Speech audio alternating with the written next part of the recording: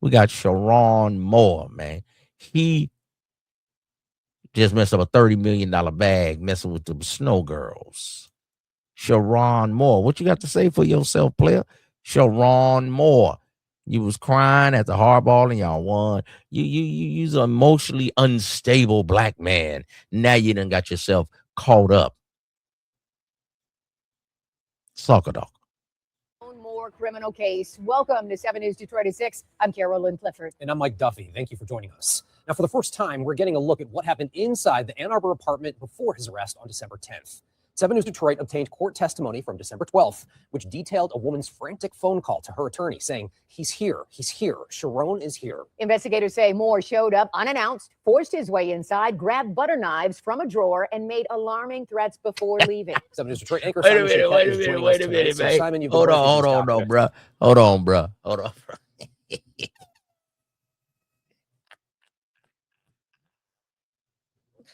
Hey, player. Sheroone Moore. You over there messing with the snow, man.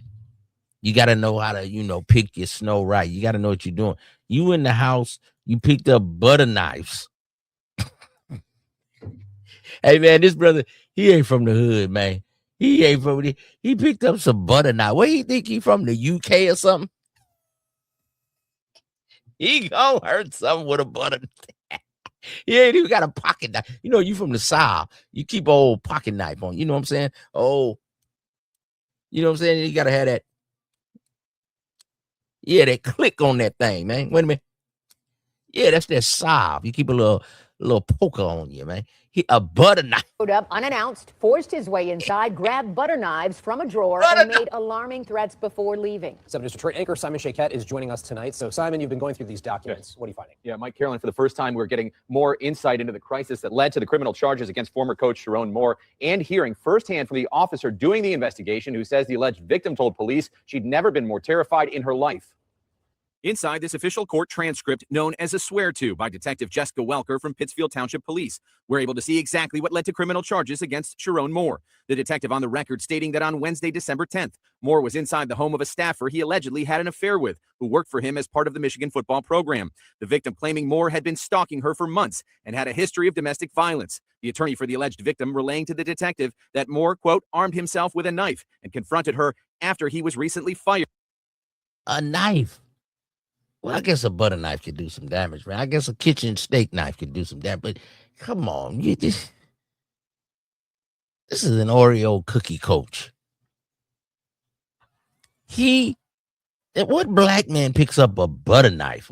Come on, player. The attorney adding that the former staffer was preparing to leave town, and Moore allegedly told her, quote, you ruined my life, after entering her apartment. What's the ongoing messaging here beyond the coach's firing? Crisis communications expert Colleen Robar telling me U of M must act with empathy and take decisive steps to ensure this painful chapter is addressed with transparency. I would make sure the athletic department has a clean sweep. I would look to changes in the communications department. Robar also pointing to this scandal harming so many people. In this transcript, the detective also referencing how Moore allegedly threatened to take his own life when he was armed and, quote, turned the knives on himself, pointing. Turned the butter knives on himself, pointing them at his neck. Bruh, you could have just took the scandal, Sheroone Moore. We've had other coaches. We had the coach at Louisville. He was messing with a little young thing on his motorcycle, got caught up. Then he was in the NFL. He was Atlanta Falcon coach. I can't think of the snowman name right now. Y'all put it in the chat. He got caught in the scandal messing with a young thing. And then he went to the NFL, got out the NFL, and came back to Louisville. Offensive coach. I think he coached at Mike Vick at one time. You could have just handled the scandal, weathered the storm. Don't start pulling butter knives. Don't start doing all of this stuff, man. Sometimes when you get caught up, nephews, you may be somewhere in your life and you remember this. Just say, hey, man, take your L. Lessen the blow. Keep on moving. In 3-4 years, you rebuild yourself and you get back in the game. But if you do all these butter knives to the neck, you're kicking indoors, you're assaulting snow women, you're done. This is a 39-year-old man. He could have recovered. He could have did like the boy Lane Kiffin. He had to go all the way back to almost a Division II school. You revise your career.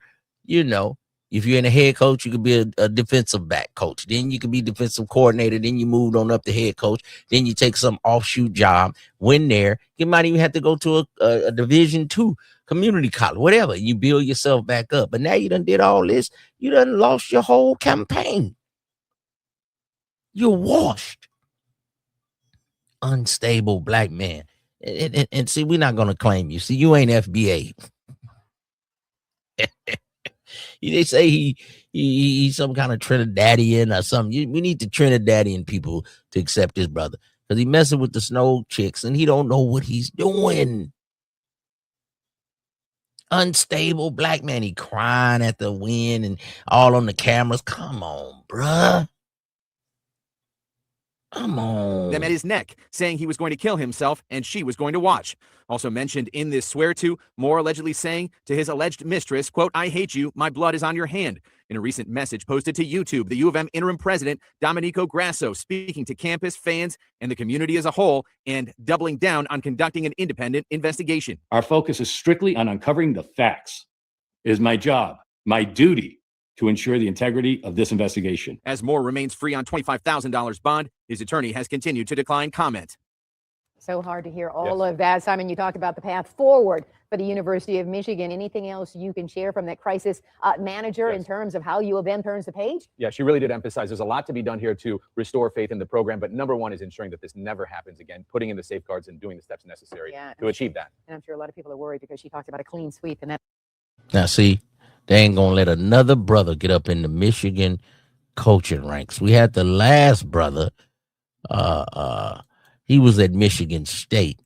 He got caught up with a snow girl, calling on the phone, doing some phone type of, lewd stuff on the phone. You dudes are lewd and lascivious. You got to get your campaign in order. A lot of people are lewd and lascivious, but you got to know how to control it. You got to contain it. So y'all let it get the best of you, nephew. Your lewd and lascivious acts has got you caught up for the last time. Sheroone Moore will never be heard from again.